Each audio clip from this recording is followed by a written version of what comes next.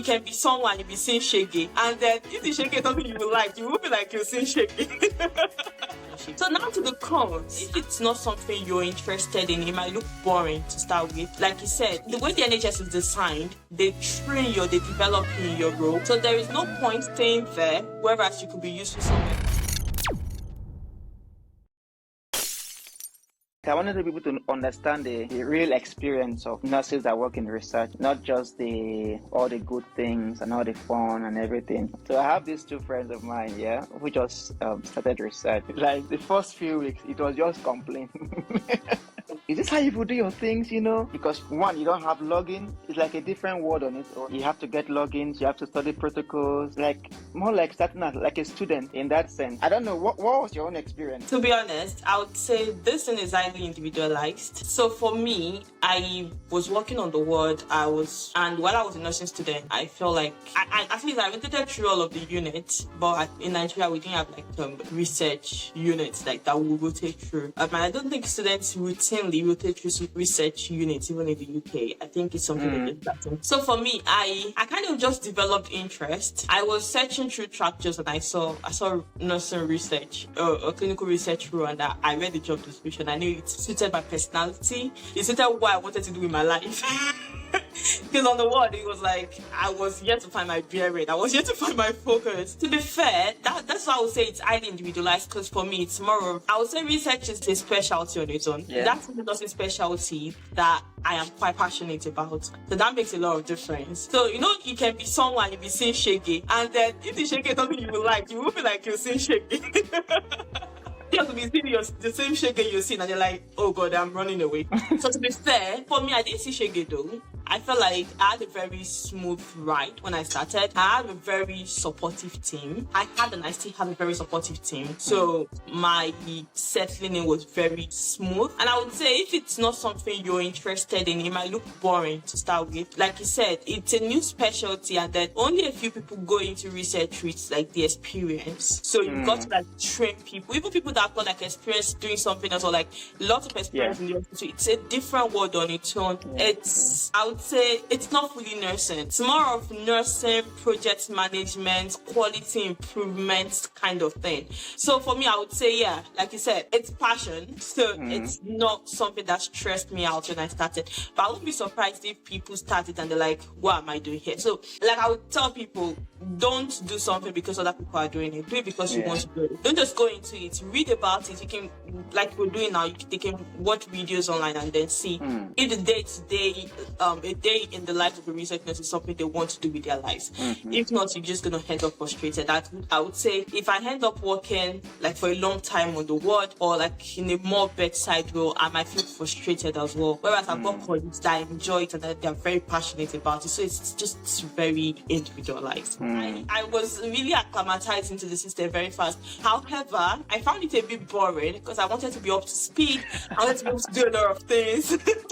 But nothing like that. I was told, oh no, you've got to let a doctor sign you on this, the PI or the principal investigator has to sign you on that. You can't do this yet, you can't do that until you've got your sign off. And that was a bit boring, but to be fair, I was really kept up to speed. I was new in the trust as well, you see. So I had to go to the yeah, that's true. So I had to go to the word and get some of my competencies signed off as well. So it was a lot of, I think my manager was quite good in that respect, like planning different things I had to do. So that way I was able to get a lot of things done. Quite interesting. That's really different from than what I experienced.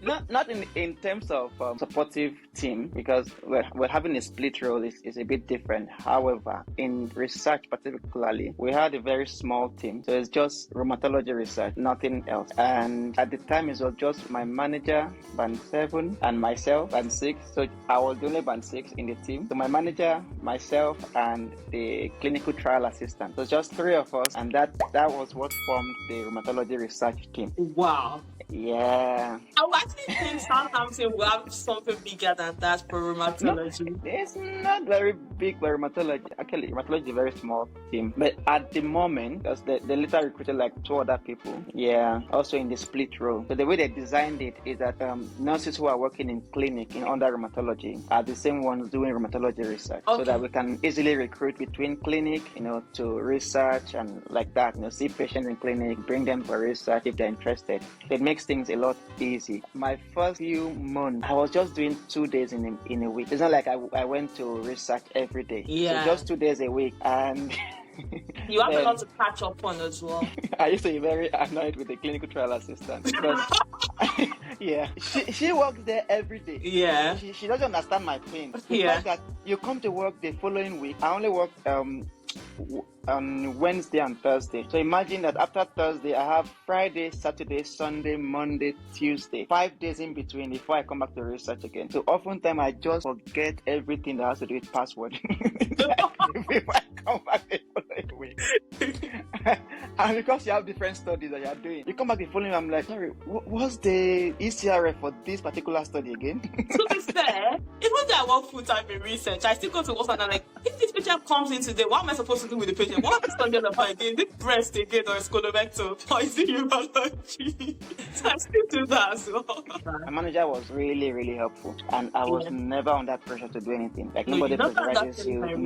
No. Go at your pace, but you have to keep learning. Yeah. What do you think you would say to somebody who is just starting in research? Nursing is a very dynamic profession, and if you're not enjoying something you're doing, don't stay too long in it. I mean, don't waste your time doing something that wouldn't add to your CV at the end of the day. Even though it adds to your CV, if it's not the career path you're building for yourself, it's pointless. If, for example, anyway, research will still be applicable for any role you apply for in the future, but if you probably want to be like a nurse specialist in a very different specialty, you're wasting time off in research. The way the NHS is designed, they train you, they develop you in your role. So there is no point staying there, whereas you could be useful somewhere else. So I'll say if you're not enjoying it, and if you really ask yourself if that's what you would like to do with your life, I'll listen to that a lot, like what you would like to do with your life, opt out, apply for a different role, go somewhere else. But if you, let me start with people that want to go into research.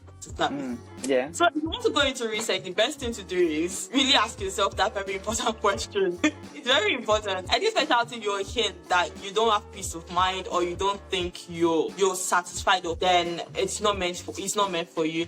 Like when I was on the ward, I was boring my husband to death with so many stories. Oh my god. I would get home, I had the complaints on the father. I felt like his whole quality of life wasn't even good enough because of me. Whereas after I ended up in research, to be fair, I feel like the innocent man is probably better off in his life. Research is just so chilled. It's a lot of mental work, but it's chilled. I'm coming to work.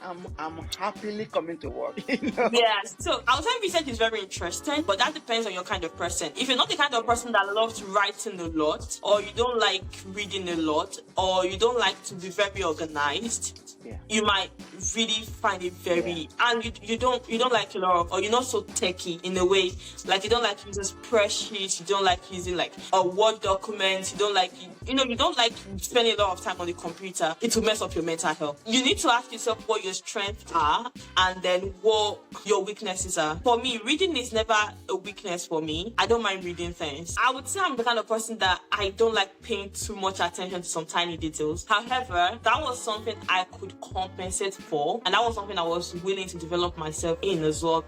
That made it easier for me. But for someone who knows that anything that has to do with computer is not their strength, or they don't it's a no-go area, just don't waste your time off in research. But it's very rewarding because you're learning so many things every day, and the nursing skills, you already have them. Research is giving you so many of those skills. You're liaising with sponsors, you're setting up commercial studies, so you're interacting with people that are not even in your country. You're getting to know about people in different roles, and then you're sometimes speaking with the big people in a way.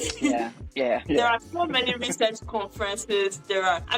Oh yeah. And then it builds for me now, typing emails. So I used to like probably read them over and over before, but now I just type email like within the twinkle of an eye. I've sent emails off. It makes you more professional. It makes you more. It makes you think about being official or being more professional in a better way. Do you get? You get like all those soft skills of communication, tones of emails. The fact that even though you're typing to somebody, there's a tone. Yeah, there's a tone. There's a tone.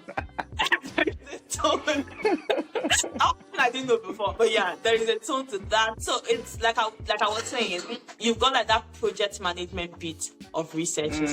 So yeah, it's developing you all around in that respect. The NHS generally develops you in your role. So when they develop you in your research role, it's like a very big skill that you wouldn't have had in your nursing or your bedside nursing role ordinarily. So it's quite different. And then in research, like when I went for my interview, I asked them what career development opportunities they had, and they started laughing. They were like, "Don't worry, our research nurses are never out of CPD points." Nah. Never. I was preparing for my validation a few weeks ago. I had to keep removing some things. I was like, I won't have this because I was over the CPD points already. I didn't have like one extra thing. I had quite a lot already. So there were so many trainings, and in research, you're not just limited to your hospital. Your research team is governed by your clinical research network, which is in your region, and that means you have like access to a wide range of support compared to when you're on the ward. If that makes sense, that your support system is just like people around you. This time around, you're talking. So, for example, if you want to start like protocol development training, there are opportunities. And being a research nurse, the NIHR is full of so many materials. Oh yeah, a lot. So many career development opportunities. So I mean, there are tons of ways you can grow in research, and it develops you professionally in that respect. And I feel like it gives you that transferable skill, even if you want to go into industry. It's not just like the patient management skill. Even though in research you still get to keep your skills, you still get to do your competencies over and over. When you go outside of research, these skills are very transferable. You've learned that part, that you wouldn't have ordinarily. So yeah, I think research is very. So anyone that's thinking of joining research or going into research, I would say it's very rewarding. And don't be okay. So I think people confuse the academic research and the clinical research, and they think all about writing papers, right? That's a very important point to touch. So it's not the academic research, and I do a presentation for some new staff joining the trust on research. Sometimes I always start with something like, please, if you know you hated research while you were in nursing school, I'm not here to bore you. Because every time we hear research, they just think, "Oh my God, now we're gonna talk about writing, reading." It's not like that. You see how the patient interaction, which is still very important. I mean, it's not just writing. It's not just pen and paper. Yeah. I think that takes us to the pros and cons. You've mentioned quite a lot of things about what the interesting part of research. Yeah. What other things do you think you can call like this is a pro working in the research department, or even the con? Yeah. So let's start with the pros first. So the pros, I think I've mentioned some of them. Like you mentioned some of them. Yeah. Any other thing at all? Like maybe in terms of the day-to-day activities. Day-to-day activities, I feel like better off with my communication skill. In research, when you're setting up a new study, you're not just talking to the doctors or the nurses in your department. You're talking to like the consultants, trying to sell your study to them, see if it's something they would like to do. And you're talking to your manager, some of your other colleagues. You're talking to the sponsor, who might be in probably Switzerland or Sweden or the USA. Yeah. And so you're talking to them, and you've got to realize that people have different ways of working, of approaching things. The people management, it's something you will develop while working in research. Project management skills, your analysis, you're trying to analyze your department and see if it's something you can run, if that study is something you can run. And at the same time, you're thinking, how much is this study going to bring? Or is it going to bring the recruitment? Are we going to get the numbers? Are we going to be able to recruit patients? You're trying to really dissect the study. And then, so sometimes the study might be like 150 pages of protocol or 200 pages of protocol. And you've got to really analyze it. So I think it's a lot. I think it really enhances your concentration as well. And then it's really enhances your analytical mind. Right. I feel like research tasks my brain. It's not monotonous. It's not that I've got to go to work and then I've got to do something by 7, do another thing by 8, do another thing by 9. Another good thing is, I get to manage my own caseload myself. So nobody dictates what I do per day for me. I manage my own work day. So a typical work day for me can be different from day to day, depending on what I want to do. So I can decide that for the next 2 hours, I'm just going to read through a study. Or I can decide that for the next 2 hours, I'm just going to screen patients, or I've got patients coming in. So my calendar now is really packed with so many things I've got to do. So I feel like it still boils down to the fact that it takes you away from the traditional nursing practice to like more of project management in that respect, which I find very good. I'm more of a corporate person, in my opinion. To be fair, I think personality matters then. Personality matters, right? To be fair, I think I do well with patients. I still love the corporate beats that research gives to me. So yeah, that's a very big one. And then the trainings that you get to do, there are so many. And then I find that in research, people, maybe in my unit though, people tend to be more supportive. And the life, like, there's this mantra of like, life is not that hard. So, and then you're not under pressure to deliver. So I don't have to get home and then think of, I didn't give that patient paracetamol, or I didn't. Thank you. I didn't document this. Thank you. You just hit a nail on the head. Something very important. If for that alone, I'm so happy in research. The fact I don't have to get home and then think of, oh my God, why did I document? I did not document this. I mean, I get to manage my time and I get to allocate time for things I've got to do. If I need time to probably keep documenting, I need time to screen through different studies. I mean, I've got the time and I don't have to anybody that I want to do something before I do that. Do you get what I mean? So like, I feel like it gives me that independence that I really love. So before you continue that, you have a lot of patient-facing moment. It depends. I wouldn't say, it totally depends on the study I'm running at the time. Okay, if that's a good way to put it. Some few weeks ago, I was running a study that was really engaging me on my Thursdays, and I had to recruit a lot of patients on Thursdays, and I was really going to clinics. And sometimes it's like a slower week. You've just got like the admin things to do, and you've just got like data entry, documentations. Okay. So yeah, I think it depends on the kind of studies you open as well and what you're doing. And I feel like I get to spend quality time with my patient. Okay, so it's not about the number of patients you see. The few ones I see, they kind of see me as family. Yeah.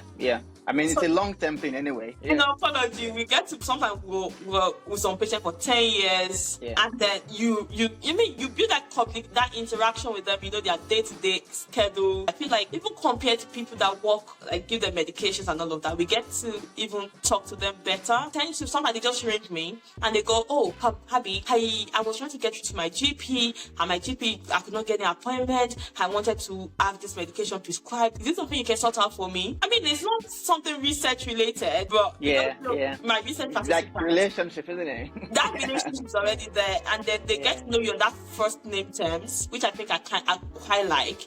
Whereas there's some patients I just see one-off, but with the one-off time I'm seeing them, for example, if I'm consenting a patient to a trial, it's not something about you go do or you don't go do. Yeah. It's not you go do or you don't go do. It's a matter of talking them through it. I wanted to consult a patient some few weeks ago, and the patient started telling me about her diagnosis and how overwhelming it was. I just had to sit there and keep listening and then be the best support I could be. Oh yeah. Yeah. And just have to call them. Yeah, just have to call them and then just check up. Might not be something research related, it might be something about their standard of care, and you just check up on them. Have you gotten this sorted? Have you called your GP? I mean, I feel like the level of interaction I have with my patient is different now, and I think I love it. So now to the cons. I will try as much as possible not to be biased, because like I said, I'm quite passionate about research. So like, if you miss anything, I'm going to talk about it. Okay, so I would say when you start, it can be quite boring. That's a con, because it takes a lot of getting used to. And another thing is you get to live a somewhat sedentary work life sometimes. Okay. Depends on what you're doing part-time. You might just probably you're running a study that is really recruiting and you're the one inputting the data. Sometimes I sit at my desk for like 4 hours without standing and I'm just like typing on it. By the time I take my... That's not good. I know, Change. I know. Don't go on DSC on me now. But, so then I started like, oh my god, what have I done to myself? I've tried as much as possible to keep standing in between, but you might get sedentary. And then so I feel like that might be a bit on that, really, apart from sitting down, even the screen. Yeah. I find that the more you just focus on the screen, even in clinic, because I work in clinic as well, from clinic to research, and it's just screen, and then your phone, you go home, television, like always. Oh yeah, because for now, when I get home, I've got to do some assignments. I've got no work related though, and sometimes I just say myself, I'm not put out to sit in front of any computer for the rest of the day. Like I've had enough at work. But it makes me struggle sometimes. Like I'm like I don't even want to press my phone too much. I don't even want, like, it's just everything is in your face, right? So yeah, we get a lot of screen time, which might not be healthy. Another con is if you're not the type that picks bank shifts, you might lose a lot of your skills. You might lose a whole lot of them. But if you're the type that picks shifts, it might be easier. But if you don't, you might lose a lot of it. Like, and that was what I was saying, that it depends on what you want to do with your life. If you know that you still want to go into that clinical space, I don't think you want to spend too much time. And if you don't want to bank shifts, you would lose a lot of those skills. And then, because while I was on the ward, right, even though I was band 5 on the ward, I was taking charge. I was on top of my game, right? Now when I pick some bank shifts, I'm like, what am I doing here? What? I'm asking a lot of questions now. Like, how do you do this? I'm like, oh god, I used to be on top of my game. I used to be that nurse people say, oh, go and meet her, she has the answer, or go and meet her, she knows how to do it, or go and some of my colleagues come to me and be like, oh, can you supervise me with this YouTube instruction, or can you supervise me with this? But now it's like I've got to second guess what I'm doing, or keep thinking about what I've got to do. I mean, as little as medication, like tablet, I have to double check, like, to be sure what I'm doing is correct. Like, that's how bad it is. And I do the prescription, but if I go to the ward to just like for bank shift, you're wondering, like, I'm still a nurse. Like, what's going on here? And then you lose that over the years, and it gets to the point that you might not be comfortable nursing the patient at some point, and that's why sometimes some people need to be resupervised, especially I think during COVID they had to tell some of my colleagues to work on the ward, and for people that have been working in research for a long time, it was really difficult. They really struggled, and they were like, what are they supposed to do? And if not, some of them have not like nursed like in a good setting for a long time, so that was very difficult. So I would say that's something you need to look out for. And you tend to have a lot of virtual communications. You tend to have a lot of meetings. Oh my god, that does my head in every now and again. Every single time there's a Teams meeting, and even sometimes some of my colleagues that are just next door, they call me via Teams. Some people just call you and they're like, oh, are you in the office? Like, yes. Can I call you via Teams? I just have a quick question. You're like, come on, just walk down the corridor. But no, they call you via Teams. And sedentary lifestyle. I've got my colleague right next to my desk. Instead of talking to me directly, she sends me emails.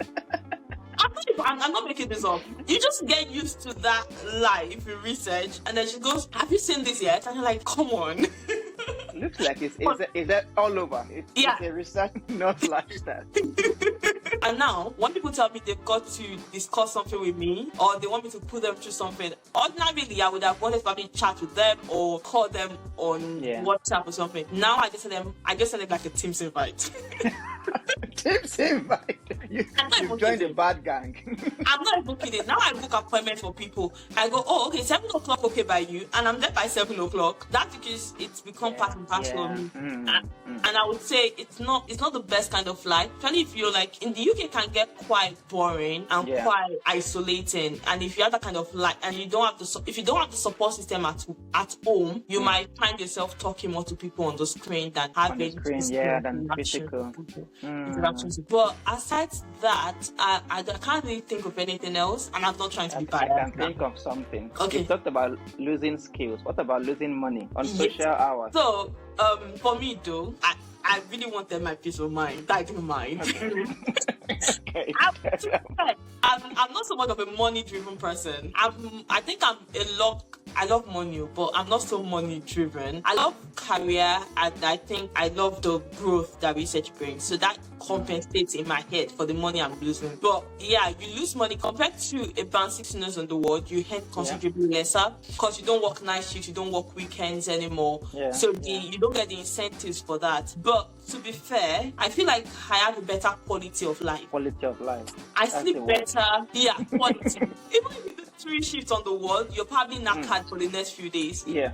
But for me, okay, I'm not trying to justify that. I'm just trying to say how I compensate for that in my head. No, I understand. I mean, you can't have 100% in everything, can you? Yeah, so the fact that I'm losing money because I'm not working. And to be fair, people that pay you extra for doing night shifts and pay you extra for doing weekends, they know the reason why they're doing that. Yeah. Because these are not convenient times for people to actually work. Yeah. So they know you're making like an extra effort. I mean, when I was on the work, sometimes I stay awake till like 2 o'clock and I'm not even on duty. 3 o'clock I'm struggling to sleep, and I love sleep a lot. But now I've got like a better routine. And sometimes I leave work and I go to the library to read. Like you still have time. Like your evening is just there. You can still do whatever you like. I told somebody that now my life is more organized, and that's not to say that I wouldn't have been better of like money wise if I was working on the ward.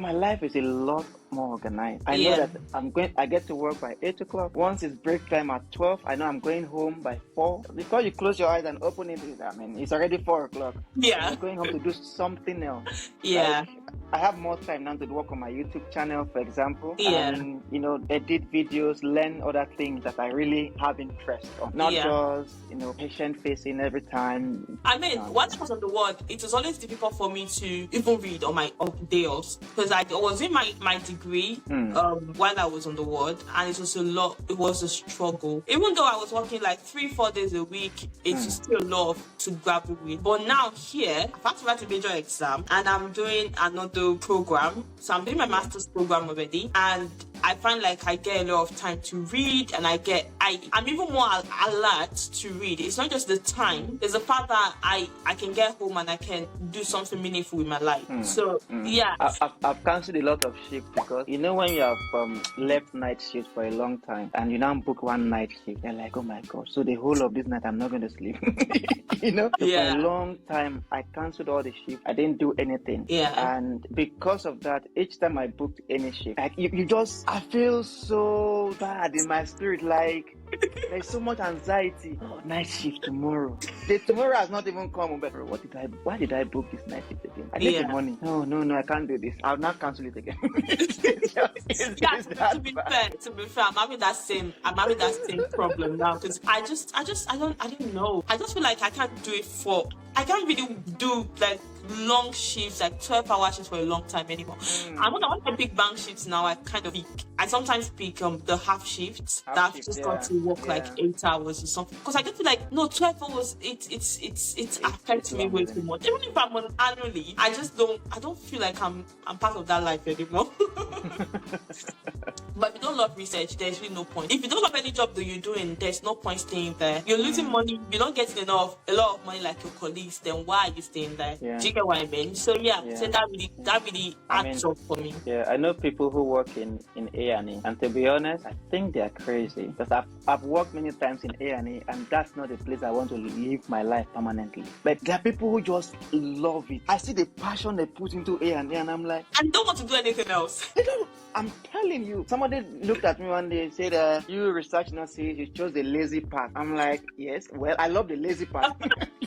That's what I want for my life. What I want to tell people is research might not be physically exhausting, but it can exhaust you mentally. Mentally, oh yeah. Oh my god, it can exhaust you mentally. You're trying to, you recruited the patient for a study and you're thinking, oh my god, did the patient really meet the eligibility or not? And you're trying to like rethink that, and you're trying to check again and check the protocol. I mean, it's really exhausts you mentally, and sometimes you get like a lot of workloads that you've got to do. And I was telling someone that if I went on annual leave while I was on the ward, I would gladly go for annual leave and come back refreshed, right? In research, my manager was saying something today that she went on annual leave for a week and she came back to 900 emails. Yeah. I still have a lot of emails I've not responded to since I started doing that job. I did not even open them. And of course, there are some that doesn't concern me, but they will still tag me, Yeah. you know. And that's the thing that happens to me. Sometimes I am at home and then I try to have a look at my emails just to see what I'm up against the next day. Yeah. Just so I know how my day will go. And then, because a single email might dictate your entire day sometimes. Yeah. It might dictate your next 3-4 hours. So I agree. it exhausts you mentally. I mean, there are certain studies that you desperately want patients to be recruited on them. Tell me But about it. either they don't meet the criteria for recruitment, or they just don't want to because they have alternatives. Like in rheumatology, for example, we have several other medications that are already out there that patients can make use of. So why should I join your study? Yeah. It's a volunteer thing. You're not being paid or something. It's a bit difficult recruiting patients, and that's why it's like we are kind of really grateful to patients who help studies to thrive. And that's not because they particularly benefit from the study. It's that the future benefits from it. Yes. It's what we try to tell patients all the time, that you may not by yourself benefit from this study. One, you might just get the placebo and not the real medication. Yeah. But it will help us to understand the future, medicine and all of those things. It's not really. People that know me will know I'm a career advocate. I always tell people, build your career, develop yourself. But now I would say focus on what rocks your boat. If you're after money, there's nothing you're doing in research for now, unless probably it's a long-term plan for you to get the money. Yeah. But if you're after immediate money, don't bother. And if you're not that, if you're after money, there's really nothing stopping you from going full-time agency. Like, it's at this stage of our lives, just do what works for you. Yeah. I used to be that person that would say, go do your degree, do your masters, do this, do that, do courses. But no, not anymore. Ask yourself the sincere question between you and your God. Pray about it, and if you believe in praying about it, though, and then if whatever it is that works for you in your head, go after it. Yeah. If it's money, go for the money. If this shit will pay you far more, go for it. This shit. Go for that shit.